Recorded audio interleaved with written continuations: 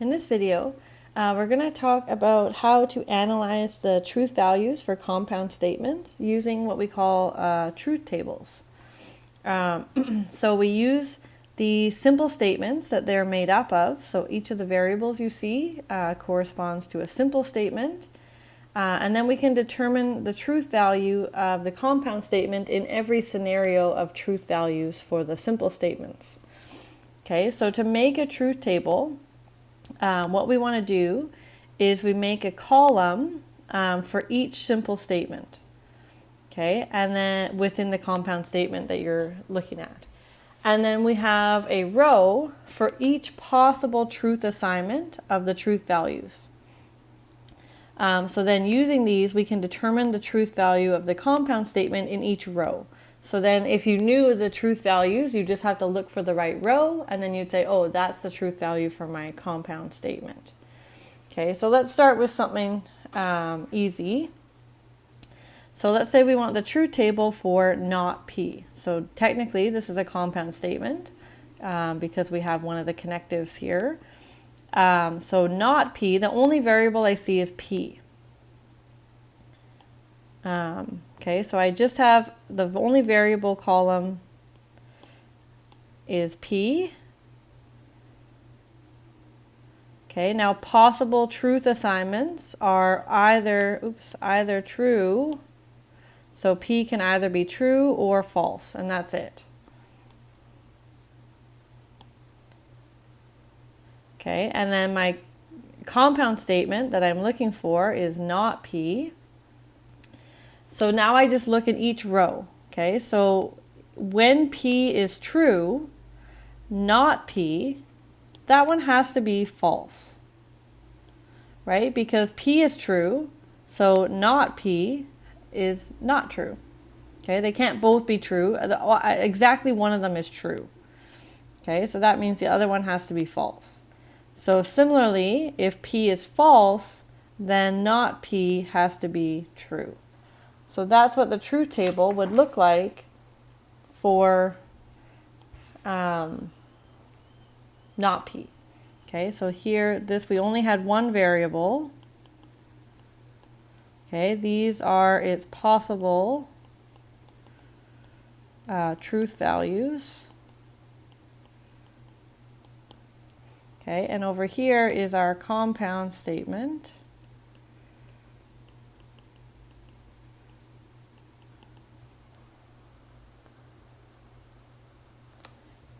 Okay, and then these guys are the truth values for not P, given we know what P, the truth value for P is. So in each instance, we can find the truth value for not P. Okay, let's try some slightly harder ones. So we're going to do each of these three. So a truth table for P and Q, P or Q, and P exclusive or Q. So P or Q and not both. So I'm going to do P and Q first. So let's do that truth table. So you see a P and you see a Q. So that means I'm going to have a column for P and a column for Q.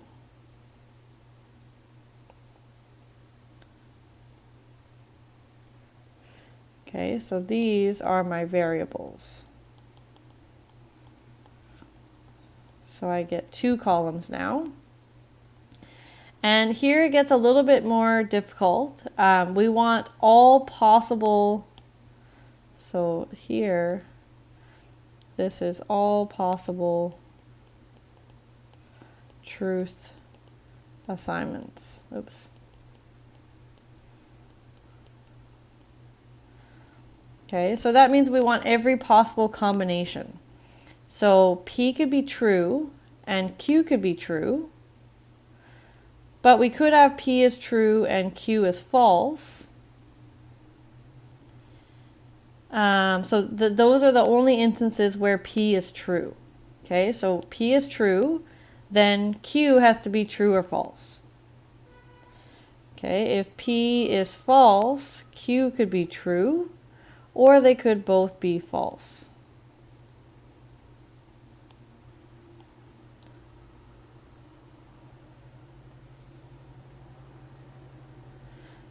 So we have, those are all the possible scenarios that we could be in. Okay, and then we can think about P and Q.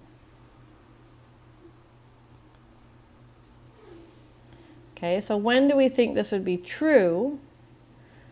Well, because of the and, we want P to happen and we want Q to happen. So we want both of them to be true.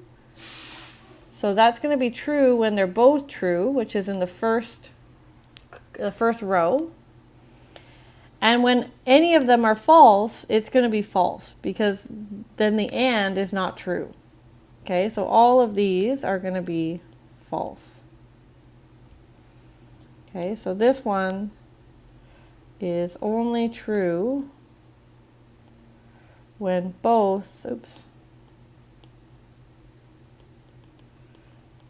P and Q are true.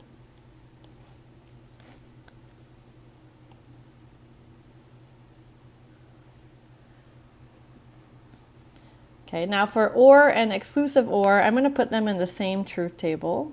So again, they both have variables P and Q.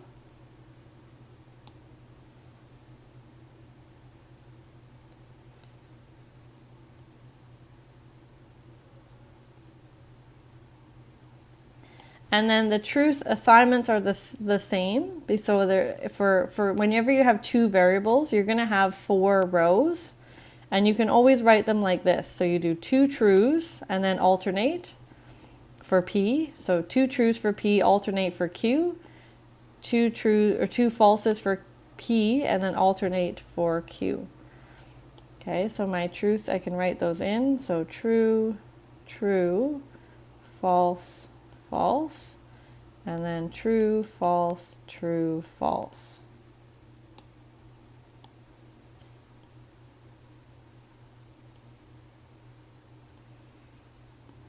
Okay, so then we want P or Q.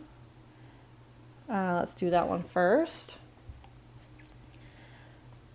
So this is P or Q or both. Okay, so this is actually going to be true when either P or Q is true, right? Because we could have, it's an or. So you could have P true and then P or Q would be true. You could have Q true and P or Q would be true, but you could also have both of them true, and then because it allows both, so this is going to be true. Here P is true, so it's true. Here P or Q is true, so it's true. And in the last one, they're both false, so P or Q is false. So I'm going to write here only false when both P and Q are false. So that would be the truth table for P or Q. Now what would P exclusive or Q look like? So this is P or Q and not both. Okay, so what's going to change is that when they're both true, this is now going to be false. Okay, so it's still false when they're both false, but now when they're both true, it's going to be false as well. So it's only going to be true when exactly one of them is true.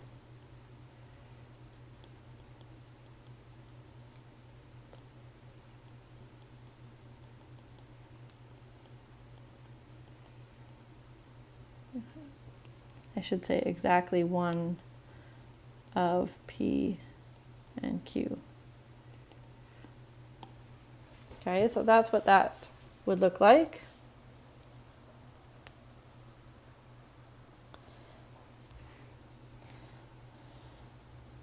So, what about the compound statement not P or Q?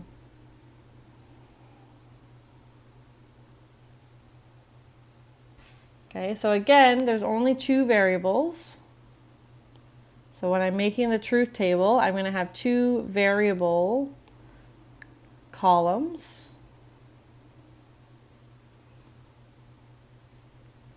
Okay, and we know that the truth values, so true, true, false, false, and then true, false, true, false.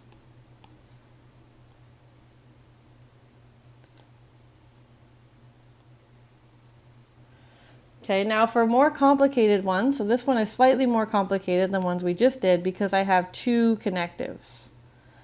So what I would normally do is work up to the full one. So I would do this bracketed bit first. So I'm going to have a column for P or Q. Okay, and then I can do my actual one that I care about, not P or Q. Okay, so this is how I like to do it. It's not the only way. I'll show you another way, but this is what I like. So this is like an intermediate step.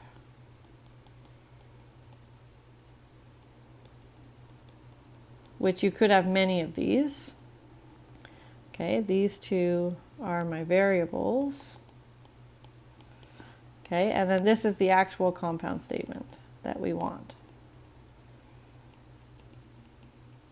Oops. So the compound statement we're interested in. Okay, so P or Q we know is true, or is only false when they're both false. So it's going to be false here, and then true everywhere else.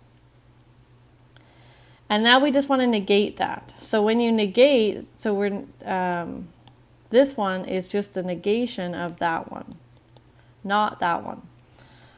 So all you do is switch the truth values. So this one is going to be false in all those spots and only true when they're both false. Okay, so it's the opposite truth values.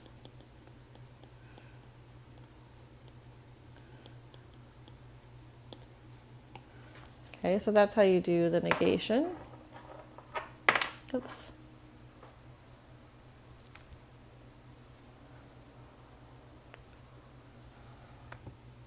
Okay, I have one more example here. So construct a truth table for this compound statement. So this one is quite a lot more complicated, but I still only see P's and Q's. So again, I'm going to do this one, I have lots of room, so I'm going to do it in two different ways. So first I'm going to do the way that I just did, so where I write some intermediate steps. Okay, so I'm going to have P and Q.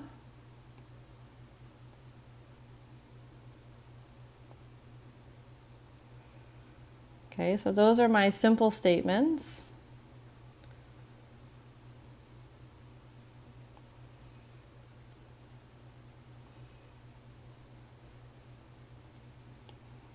Okay, so I have true, true, false, false, true, false, true, false. Okay, and now I'm going to work up to this big one.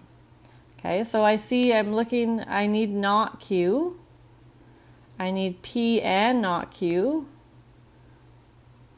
And then I need not that. And then I want to OR with P. Okay, so I'm going to do not. Maybe I'll do these ones in red or pink or whatever. So let's do not Q. Okay, so this one has the opposite truth values from Q. So it's going to be false, true, false, true. Okay, and then I'm going to do the intermediate step P and not Q.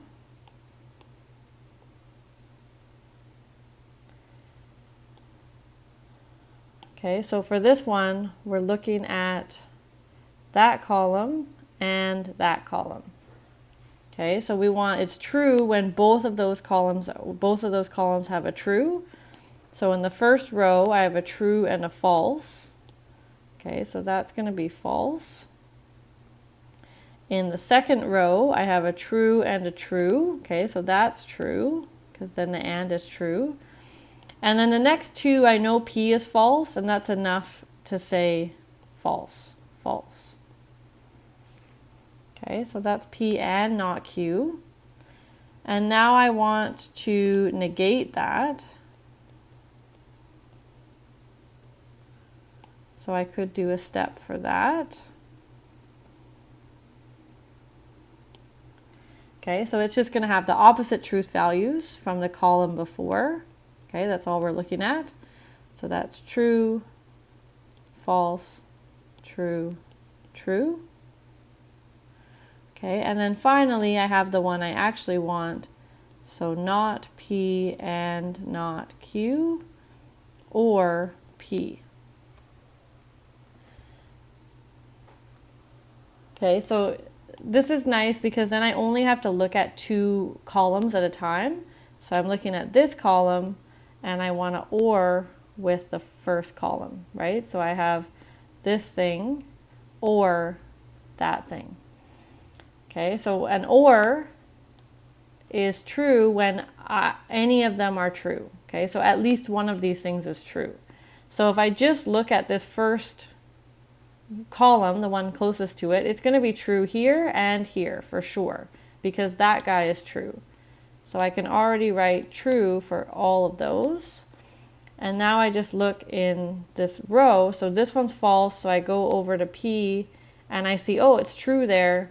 So this is also true because P is true. Okay, so sometimes they were both true. Okay, that means true for the OR. Okay, here only P was true, but I still got a true. And in these last 2 rows, P was false, but this not P and not Q was true.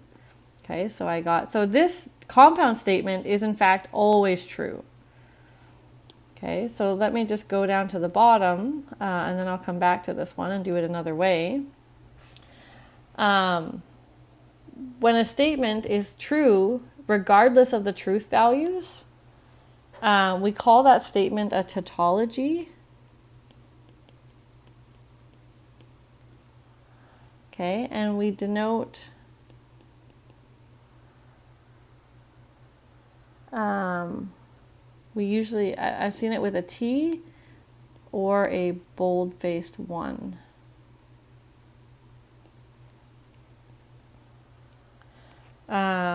You could also get statements that are always false. So no matter what the truth values of your simple statements, they're always false. And those ones, we call contradiction. And then you can denote them with a C, or bold-faced 0 is common. Okay, so those are both common. Now, just to see this one another way, some people like to do it this way. So I'm going to make my truth table again. Maybe I should write OR here. So you wouldn't want to do it both ways, just whatever way you like better.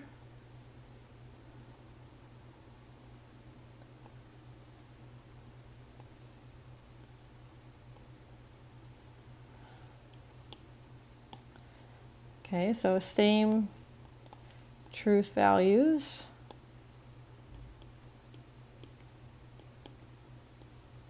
So what some people do is they just write out the statement.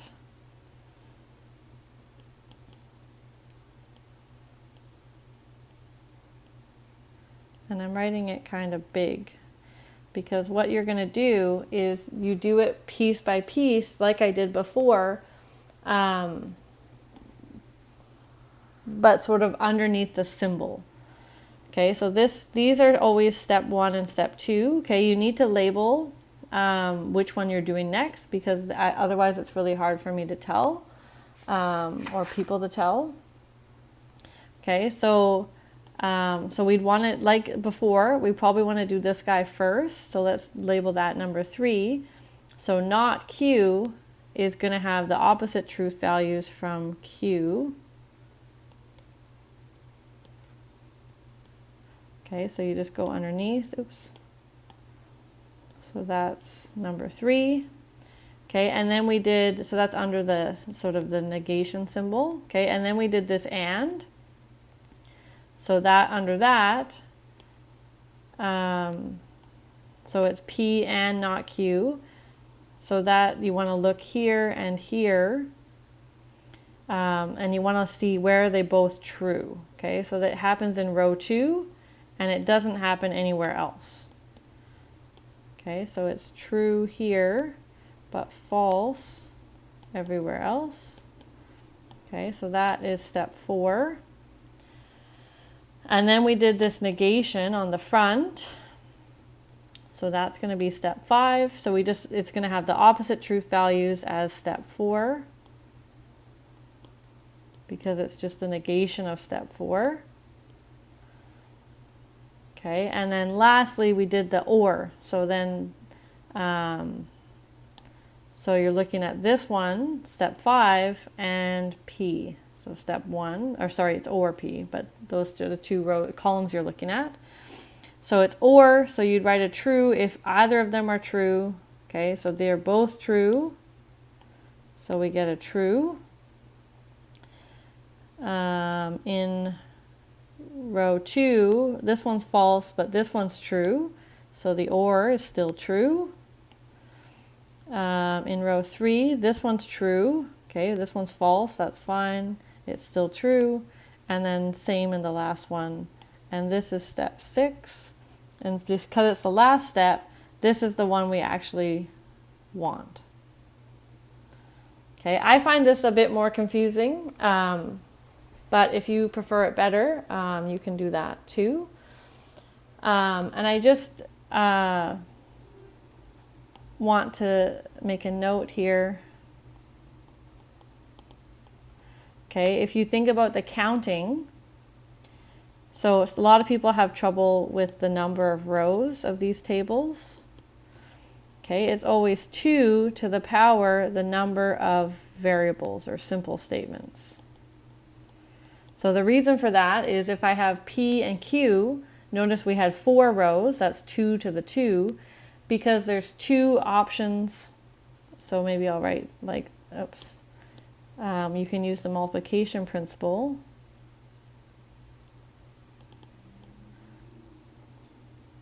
Okay, so I have variable 1, okay, 2, 3, etc. Okay, maybe there's n of them. So they have 2 options, right? Because they're either true or false. So there's 2 options for each, and then we would multiply. So it's 2 to the number of variables. So normally in our class, I'm not going to probably give you more than 3, okay, but I might give you 3, and then you would have 8 rows. There's an example like this in the extra examples, so I suggest that you practice, try to do it. And then make sure that you're comfortable setting up the truth table. And a good idea is to do, so it's always divisible by 2. So half of the rows are going to be, say, true for P, and half of them are going to be false. And then for each half, split those in half, and then those are Q's trues, and then you can do true, false, true, false, true, false for R. So that's sort of the idea of how to set it up.